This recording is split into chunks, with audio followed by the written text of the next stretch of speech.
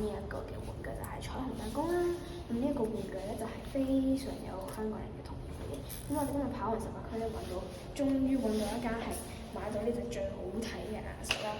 咁咧我哋嗰度有好多唔同嘅款式啦，心心啦、星星啦、三角形啦，但係我哋最終都係買咗呢隻最原始嘅圓形。咁因為佢呢個玩法就比較方便啦。咁因為試完咧，我哋點解會買呢個玩具咧？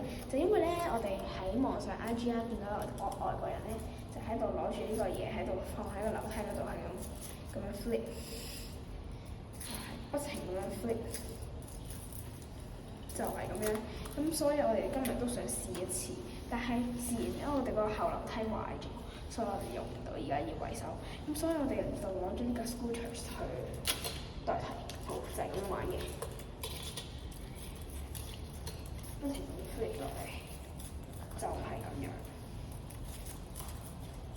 大家可以喺屋企試下啦，同埋呢個價錢都唔係好貴。如果你仲想買啲更加平嘅咧，咁你都係可以喺拼多多啊、淘寶上面買嘅。咁呢個價錢今日買呢個咧就係12蚊嘅，咁差唔多價錢啦，都幾好玩嘅。如果大家真係想玩嘅咧，都可以去買嘅，咩款式都可以買嘅。好。睇咗咁耐片，記得 CLS comment like share subscribe 就係呢個。我哋而家交俾主持人講兩句先。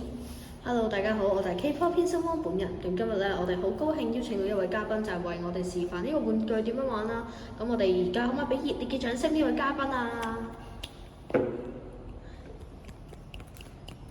咁咧呢位嘉賓咧就係我最好嘅朋友啦。咁呢一個玩具啦，咁真係我哋真係跑完18區啦，咁先至可以揾到啲玩具嘅。咁今日啦，好多謝大家。如果真係睇到呢條片咧，我會真係感到好開心，因為呢條片咧係第一次我哋係加旁白嘅。咁所以咧，如果大家真係想睇多少少我哋拍嘅片咧，咁歡迎大家就係subscribe like 啦，同埋俾 comment 嘅。啱啱唔好意思啊，啱啱我部機有少少窒嘅，咁希望大家唔好介意。好，咁今日我哋嘅片就到呢度啦，拜拜。